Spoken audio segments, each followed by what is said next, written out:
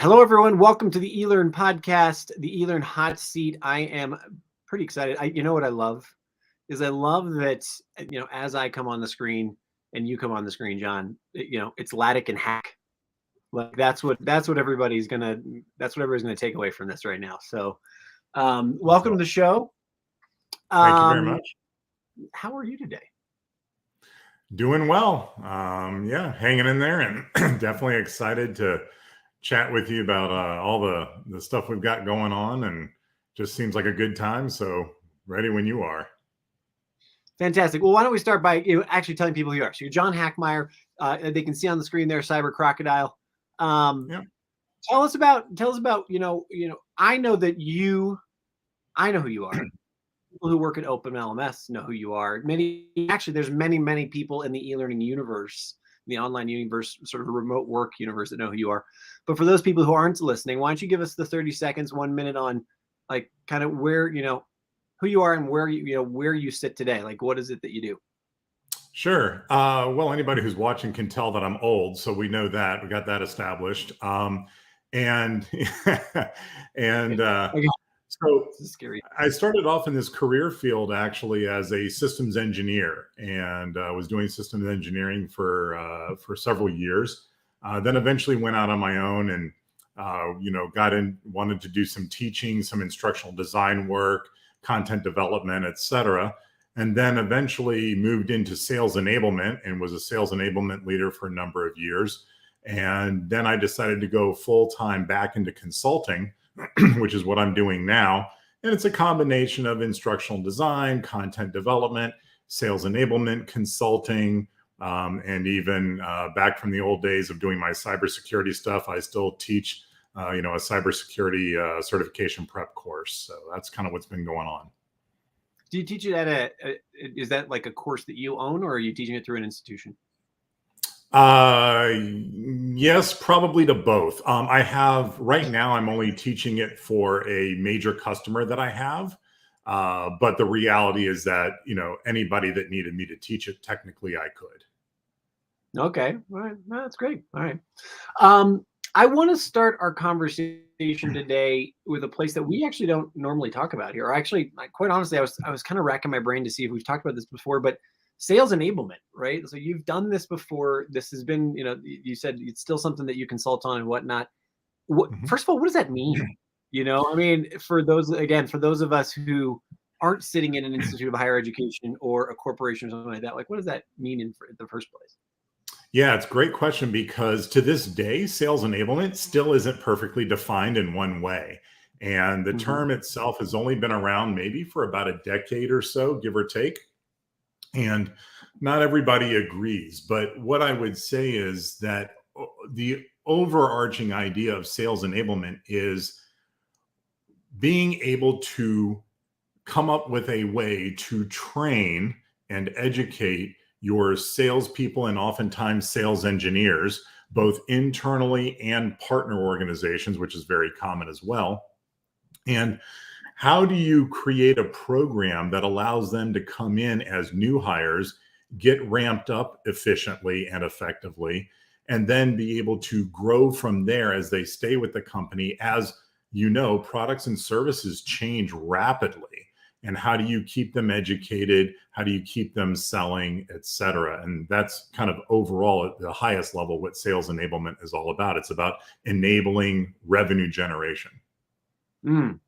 It seems interesting to me that it's totally logical. I was one of my first jobs way back in I got a lot of gray hair too, like 20 years ago. I was a technical sales, person. And so I went with the person who was going to sign the contract. And I was the one who was translating, this is what we technically mean, and this is what we mean in actual plain English kind of stuff. Is that what we're talking about here? It can be given depending on the role, right? If I create some training for a sales rep, it could be something that's based on, for instance, you always hear about the magical triad of people, process, and technology.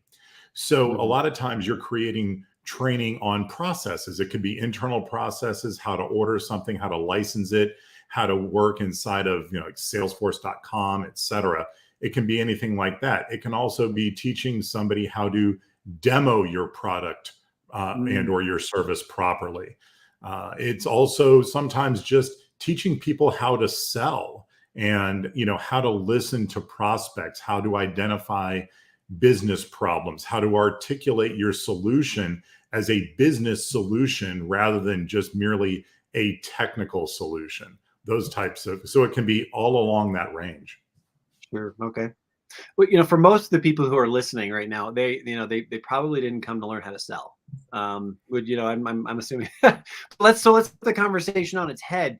And so there are many of us out there who either love the LMS, their learning management system that they have.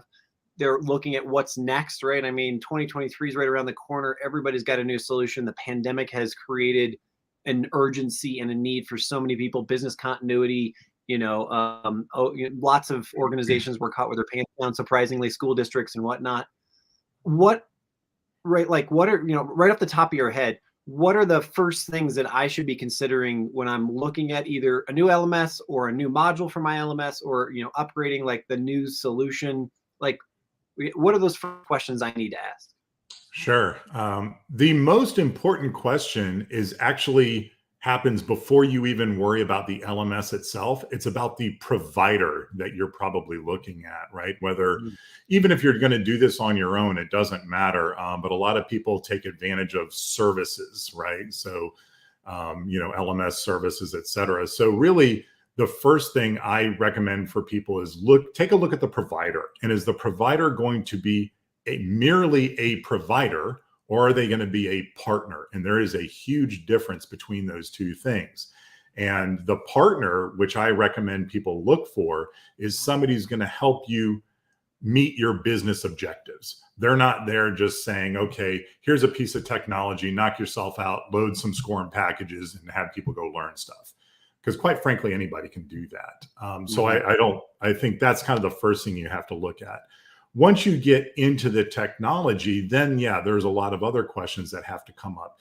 You really need to look at kind of where you are as a business and where you want to be in the next, let's say, 5 years as a good runway. And I work with clients, some clients I have that are maybe 100 people to the company. Other clients, almost 100,000 people. Those are very different businesses and very different business needs. So it really, that's, hence the reason I'm a consultant, is because I like looking at those different aspects of the spectrum and helping folks out. But overall, when you're looking at an LMS in general, really you have to look at what are your immediate business needs, and then what are your medium and long term, and find out if it's going to work for you. And some people, unfortunately, I think do try to, as they say, boil the ocean in the beginning, and it never works out. They take on too much. They go with an LMS that maybe it's definitely robust, but it may be overreaching for what they want to do. And sometimes it's better to scale it back. Even if you go with an option that has tons of capabilities, that doesn't mean you have to use every single one of those capabilities from the jump, right? So taking a very strategic look at your business goals and how you can start off and do things effectively and efficiently, and then build over time. And if the LMS has the capabilities to do that, there's all kinds of things that go into that. Things like, how easy or difficult is it to administer on a day-to-day basis? What about the back-end infrastructure and platform? Are you managing that? Is your partner managing it? What goes into that? Of course, the regular capability, there's a lot of kind of capabilities that are considered table stakes these days, and that's fine. Everybody's going to have that. But what else can they do above and beyond that? What else can they integrate with? We are in a world, and we are going more and more toward the SaaS model, right? Everybody's moving to the cloud, including LMS vendors.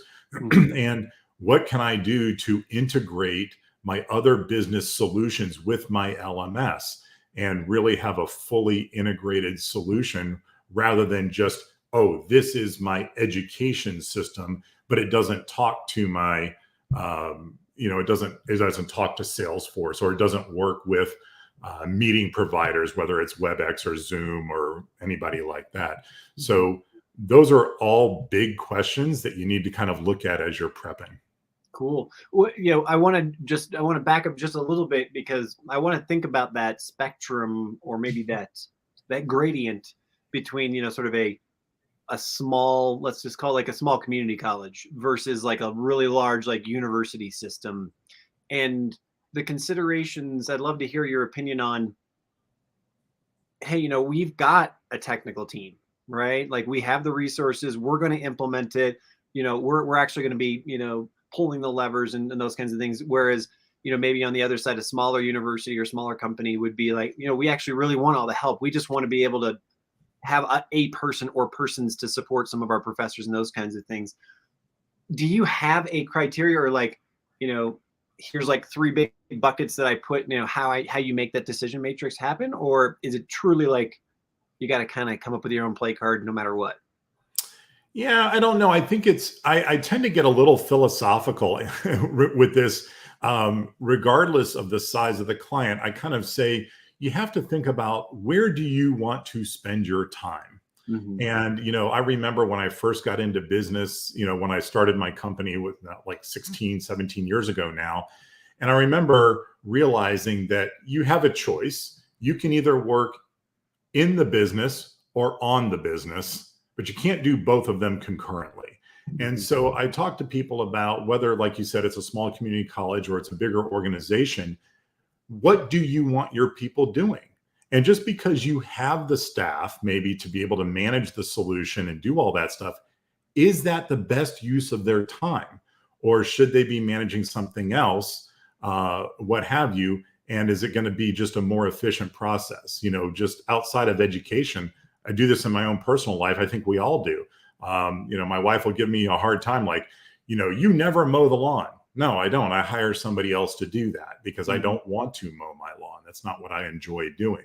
So even though it's kind of a little bit of a silly example, it's still the way I choose, to spend my time. And I would tell you, regardless of the size of your organization, you have to have a good understanding of what's going to be the best use of your staff's time. And once you do that, I think the answer becomes a lot clearer.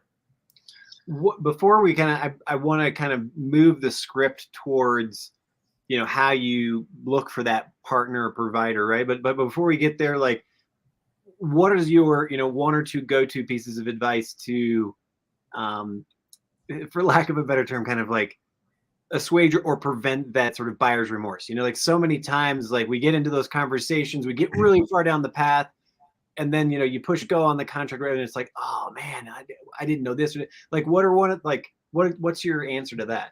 Yeah, it's a great thing to think about. I just recently went through this handful of months ago with a client of mine who was looking at 2 different providers, and fortunately, I was familiar with both providers, and they were asking me for my opinion on which direction to go. But rather than tell them, which I could have done, just like an educator, you can tell somebody something. I wanted them to come to their own conclusion, but I set up the environment so that they could.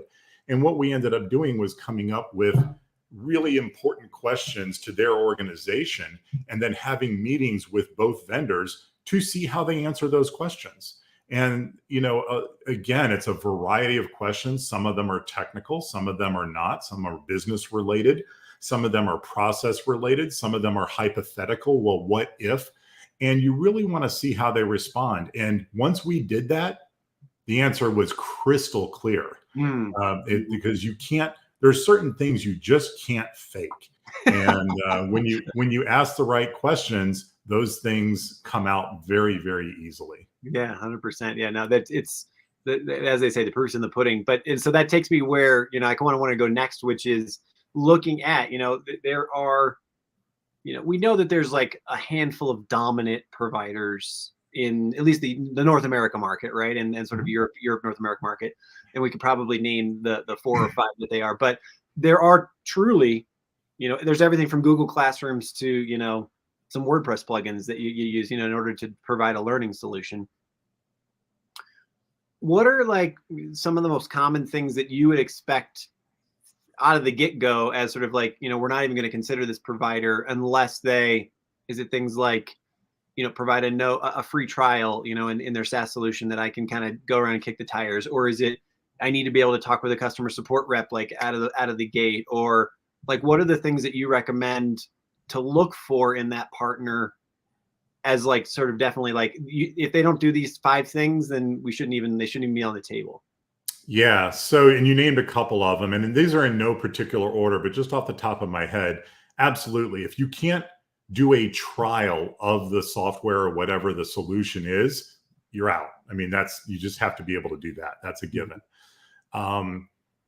The other thing I tell people to do is start using support before you're a customer, because you want to see what their service is going to be like. So you can use support in pre-sales, and you can say, hey, look, if I have an issue with this, how are we going to resolve this? Or how does this work? And put me in touch with this person and go through that. And if they're not willing to do that in a pre-sales environment to secure the sale, well, then they're sure as heck not going to worry about you once they have your money. Right. So I do demand a lot of providers up front to put in the sweat equity, so that when I'm working with my clients, I can show them there's a difference between providers and how they respond to stuff. So I think I would say, yeah, you've definitely got to try out the software. You've definitely got to try out support. You also want to have some meetings with them, and they should want to meet with you. Even if you say, hey, I want to set up a remote meeting for an hour with all these people and talk about this topic. And then the next meeting I want to do for an hour as well. And I want you to bring your security people in, and we were going to do a separate meeting. Now, I'm not advocating that you take advantage of a provider, but you should test them a little bit and see how they react. See if they give you pushback, or, oh, I don't know, that one person who knows that one topic is very busy. Like, oh, well, if they're already busy, adding my workload's not going to help out. You can start to learn things indirectly as well as directly based on those meetings. Does it matter if, what's the question I'm trying to ask? I'm trying to ask like where people are. Like, we live in a virtual world now. It's all remote.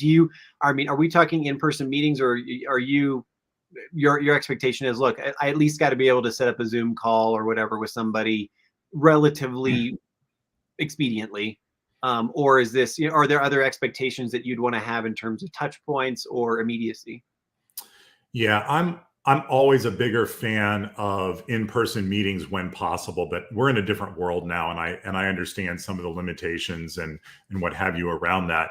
But my kind of order of operations is face-to-face handshakes, right? Let's have a meeting face-to-face. Then if we can do it remotely with video, that's fine. And then it moves on to phone call. And then after that, smoke signals or whatever you want to do. But I think that at least remote meetings are the norm now. And also, given the dispersed nature of our workforce, it's really kind of just the way we're going to probably do things moving forward. But they have to be willing to do it. And unfortunately, I have run into providers who have given me pushback, and I'm very honest with them. And I'm like, if you're not willing to do this, you are off the list of potential providers. It's that simple. And they're like, yeah, it's not the way we run our business. That's fine.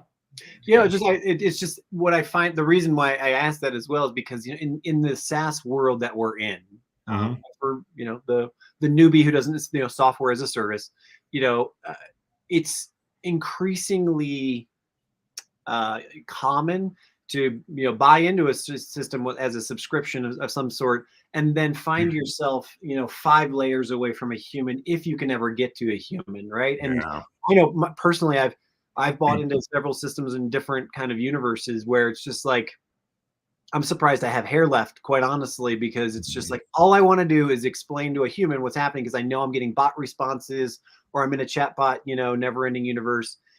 Is that happening in education today, or is it still, these things are too big and too monstrous that, it's got to be human touch? Well, when you say in education, I assume you mean more of the solution on how to educate your people as opposed All to, right, yeah, with like the platforms we're talking about. I mean, everything yeah. from like, because I quite frankly, I've never talked to anyone at Google Classroom. Like, I don't know, do they Mhm. have? Do they have that? Or but I know like you can download Moodle today, and Mhm. you're kind of on your own unless you go to a service provider, right? So there's Absolutely. kind of everything in between, right? Yeah, and it's tough because when we talk about software as a service and everybody is moving to that SaaS model, there are a lot of great things about it, but there are also some challenges. And one thing I've found interesting over the last 5 to 7 years, probably, maybe even 7 or 8 years, has been this notion of an organization called customer success, right? Mm. So a lot of companies now are creating customer success organizations. And what's interesting from my perspective as a consultant is that a lot of people look at customer success and they think, okay, we've got to keep the customer engaged. We got to keep them adopting our features and other things that we do. But the reality is that customer success is, again, about really solving somebody's business problem. So I think that when you my expectation is that I have the ability on behalf of my clients, or if my clients do it themselves, to reach a human, period. Mhm. Mhm. And you have to, and whatever the SLAs are, I mean, everybody, you can agree on whatever the SLAs are, that's fine. But you have to be able to reach a human in a reasonable time frame. And I think people should expect that. The whole idea of bots and fun stuff like that, I mean, I get it. I understand the value of it, but there are plenty of people who are kind of more what I would call old school. I want to get a person. And Well, I'm also wondering, just since this is going to make it seem like kind of a left field question, maybe, but I'm just like my mind's going right now. Like we're increasingly seeing this sort of like concierge, red velvet rope kind of universe that's like that's being pushed out there a lot in social media and whatnot. Do you feel that that's out there as well, where it's like, hey, look, I know that you can do the bot stuff, but I'm special and I want to be treated special. Should I demand that? And at what point can I demand that? yeah, honestly, I think you should. And I'm only laughing because I quite literally last night had a conversation with, not related to this specific field, but where I'm the customer. And I told that provider, I said, I realize that I am merely a single customer of yours, but I'm a longtime customer. And do I think that I should be special? Absolutely, I should be Absolutely. special. And even if I'm not special to you, your job is to make me feel that I am. That's your job. And so, yeah, absolutely. I think that people should demand that. And, you have to be reasonable as well and not have unrealistic expectations. But I think, having an open, honest, a frank conversation with what the expectations are. And a lot of times people don't do this until it's too late. You need to do this. You need to do this before the contract is signed. Because a lot of times when you sign a contract, then whatever the SLAs are, that's what they are, and the processes and procedures. If you want that amended, you should absolutely bring it up and say, hey, I'd like your legal team to add a little line here. And that just gives me that sense of comfort and that to know that I'm going to be serviced the way I want to be serviced. And sometimes they're willing to do it. Sometimes they're not. Sometimes they'll modify it, but you get nothing if you don't ask. So Right. 100%. absolutely. Speaking of SLAs or service level agreements, um, is there anything that I think 99.999% uptime, availability, those kinds of things are no one would even look at a contract that doesn't have something like that from like a SaaS provider. Mhm. Is there another thing that you say, look, you absolutely have to demand this in an SLA, or any kind of part like that? I think it depends on your business. So, like, my largest clients are global. Well, that changes what support looks like, because Mm. all of a sudden now we've got people from, either Europe and or Asia hitting at different times. There's, people work different days of the week as well, depending what country you're in, et cetera. But that doesn't stop. That doesn't mean the business stops. So if you are an international or a global company, you absolutely have to look at support from that perspective. And yes, of course, 5 nines of uptime is kind of if you can get it, that's great. Not everybody provides it. I think that's only 12 minutes of downtime a year. But the support is probably the biggest one when you're a global company that I would say you have to look at that. And other things I think you need to be reasonable about, like I talked about using integrations. So if you're integrating things like plugins as an example or whatever, I don't think, there's a saying, it goes something like, your lack of planning does not constitute an emergency on my part. Right. And I think that it's up to the customers to also realize that there's such thing as being a good customer or a bad customer.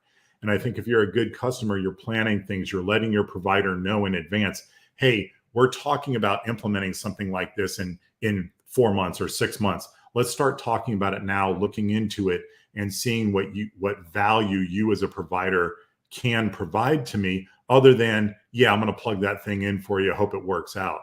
There's things around the security realm, all kinds of things when it comes to integration of different systems like single sign-on, HRIS, compliance issues, and different things that companies have to worry about. And like it or not, it trickles down to the provider as well. I want to go to security next, because that's the first thing. We've had Dr. Chuck Severance on the show a couple of times, and we've been beaten. We've been beaten across the brow about security issues. So I want to talk about that. But before we to wrap up this partner, where do you stand on references? Because one of the things that I always like to do is say, hey, look, show me what you've done before, or like actually give me like a real, again, human to talk to about this experience. How do you usually deal with that? Because obviously a company is going to throw out their star customer or two, or the one person they know they have a great relationship with. Is there a tip or trick of the trade that you say when looking at that kind of stuff?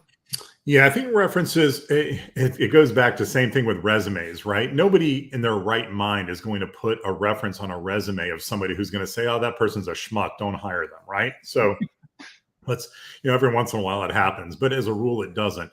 But a lot of times, I do think it's important to get references, but I also think it's important to talk with those references and, again, ask them the right questions. And there is no such thing as a perfect relationship. So, I will always ask and say, look, I know you guys have had struggles before. Give me a couple examples of those struggles and how they went down. And that will tell you a lot, because everybody knows it's easy to be a great provider when things are good, but the test of anyone's mettle is when things go wrong. How do you react to that? And when you talk to references about that, yes, do you want to know the good stuff so that you can anticipate having happiness in those areas? For sure. But finding out about a couple challenges, and if they tell you there weren't any, they're full of crap, because there are challenges always. But again, how was it handled? Right. And is the provider also good at taking feedback? I've had to have sometimes rather difficult conversations with a provider and say, hey, here's how you handled this with my client. This isn't going to work for me moving forward. Let me explain why. And I would expect different. Can you provide different when we move forward? Yes. Okay, great. Then we're good to go. But again, difficult conversations, but they need to be had. Awesome. So take me to the security mindset. I know this is a place that's something of a passion of yours. It's a place that you think about a lot, especially when we're thinking about a SaaS service provider, because data is stored somewhere else and compliance is a thing, and security protocols, the moat around your system is handled by somebody else. What are, again, what's that top 5 questions that you ask or you look for in a solution in order to make sure that they're compliant with what you need, just kind of out of the gate?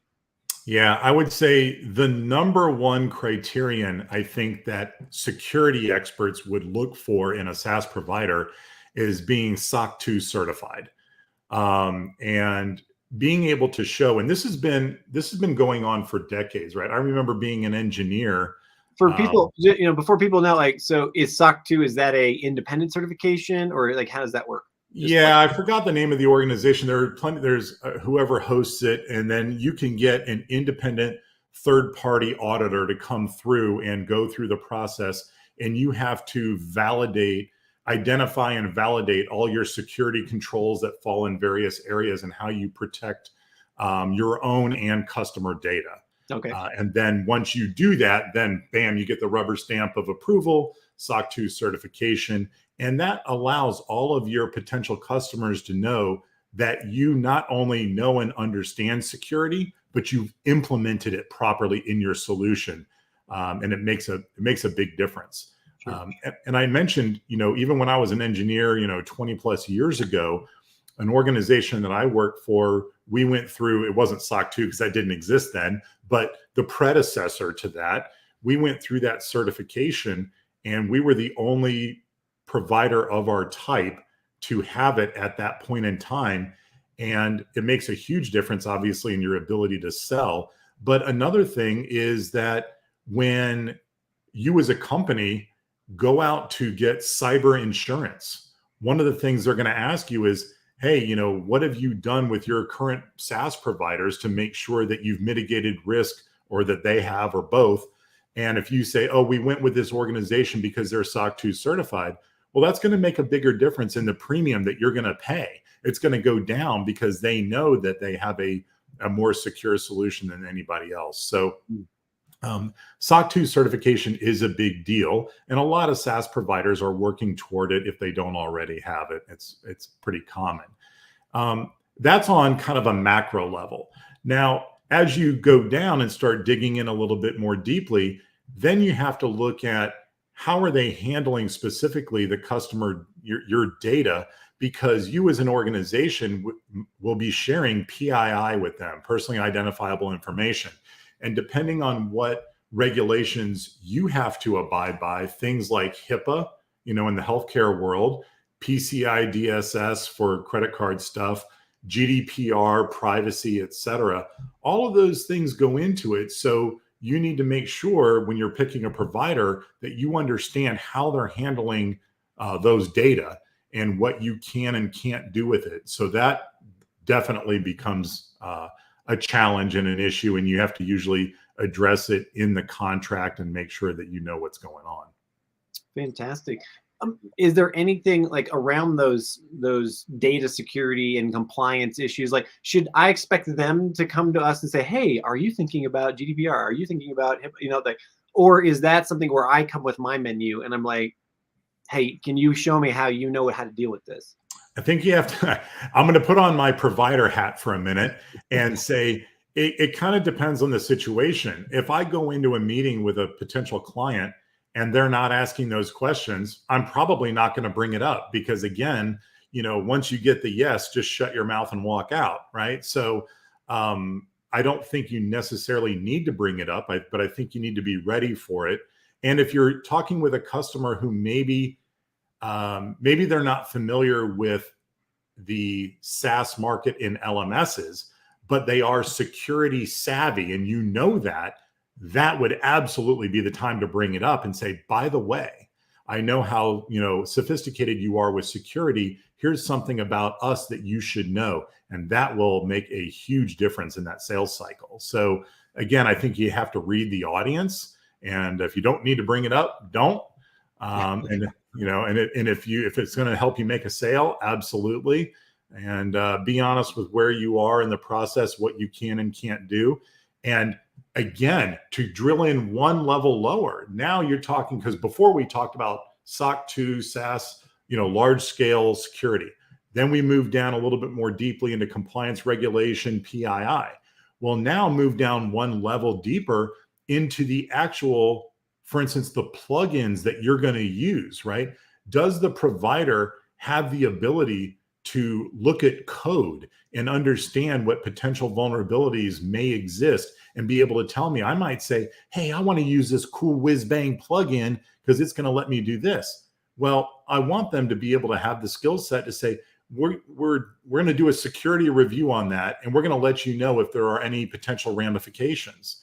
And I just went through this recently with a provider where they said, we're going to recommend you not use this plugin, and here's why. And my client looked at it and said, okay, I appreciate it. I understand it. It's great. we think the risk of that vulnerability being exploited is so low in our environment that we're willing to accept the risk of that. And, the provider was like, okay, that's cool. But the point was, they brought it to us. They let us know proactively. And that's another very important piece of security. I honestly, it kind of fills my heart with a little bit of joy that somebody had the entrepreneurial spirit to say, you know what? We appreciate it. Because I feel like every time I get into one of those conversations, especially when you take it to either a security expert or a lawyer or some kind, they're just be like, no. It's like, if there is a risk, we're going to say no. And to hear another organization say, well, you know what? We get it, but we think it's such a small risk. Talk to me about, I think it's so easy to get caught up in the conversation around the provider security and everything's in the cloud and whatnot. Is it still true that kind of the number one security protocol in every large organization is still like the humans inside the organizations, right? Like walking out with a laptop or giving away a password or those kinds of, do I still have that right? Oh yeah. Our biggest vulnerability is the human vulnerability, and it probably always will be. And that part is true. What I think is interesting though is how providers, especially SaaS providers, are starting to try to mitigate the risk around that. As an example, I happen to know of a story of a client, not my client, but somebody else's client, who went to publish some training material, and they thought they were publishing it for one audience, and they were actually publishing it for a different audience. And that audience was not allowed to see, or should not have been able to see, some of that content. Sure. Well, that's problematic, Sure. right? And so now, one provider, which I think it was just silly the way they did this. They said, well, we're just not going to be a provider for that side of the house anymore. We're only going to appeal to this one audience, right? So if you take two audiences, you say internal versus partner. This company was like, that's all right. We're not doing internal anymore. We're just going to do partner stuff. Then we don't have to worry about it. Well, it's not a very mature answer, right? The mature answer is, okay, we understand there's a business problem here and a very real risk. Instead, what can we do to put in controls to mitigate that risk happening? And it can be different things. It could be something as simple as a visual cue for the administrator that when they're doing internal stuff, maybe the background is green. When they're doing partner stuff, the background is red, something like that, just to say, okay, I know where I am. And then, also pop-up warnings and, things like that make them hopefully think twice. But without a doubt, the human element is still the largest vulnerability, but we are getting better and better as an industry in trying to predict, because a lot of people do similar, they do the same behavior, right? It's one behavior, but a million people are doing it. So how do we either train them out of doing it, like phishing emails, don't click on things that you don't know what they are, and yet people still do it all the time. So kind of final security question as we wrap this up. I'm already taking a lot of time out of your busy day, but how forgiving should I be as a corporation or a school or whatever who's hired one of these providers and there is a security breach? I guess we've almost come to the day and age where we kind of hear about these things every week, if not, even more regularly. I'm going to leave it right there. Talk to me about that. Like, should I be forgiving at all? Should I, what's your thought on that? Yeah, well, I think if you talk to anybody, like I've been involved in InfoSec for 25 years now. So my opinion on it may be a little bit different than just the casual observer. But, you only have two types of companies out there: those who have been breached and those who have been breached and don't know it, right? I usually go into the mindset of, look, something's going to happen at some point. But that's why things like doing your due diligence and looking at SOC 2 and other controls that the company has put in place. So you realize that there is an element of risk, but they've done what they can to mitigate it. I think that you have to be somewhat understanding, because none of us are none of us have zero vulnerabilities. It doesn't work that way. So I think you have to be a little bit understanding. And again, what I think is even more important than, and the breach can be from something kind of, for lack of a better term, stupid, right? Yeah. And a lot of times it can be just something dumb. Somebody clicks on something, a Trojan horse gets downloaded. Next thing you know, PII is running out the door and all that. Like, I get it. But what's more important, I think, is the reaction of the organization to it. Number one, do they acknowledge it? Do they own up to it? Do they say, there's been a problem, and they don't wait 3 or 4 weeks to tell you, right? They come out and they say proactively, there's been a problem. Here's what happened. Here's how we're handling it now. Here's what we're doing to make the situation better immediately. And then long-term, we have plans on how we're going to mitigate this going forward. So again, it's the reaction to bad things that says more about the organization than the fact that bad things happen to them, because they happen to all of us. Fantastic. John Hackmeyer, better known as Hack to the people who know you well, you've been in this industry for quite a while now. CyberCrocodile is your company. I can't thank you enough for this. It's been just one of those super meaty conversations, straight to the point kind of stuff. But with that touch of, you've been around for 25 years, and there is perspective. So thank you so much for taking time out of your day to speak with me. Oh, thank you. I had a blast, and looking forward to doing it again based on customer demand. Excellent.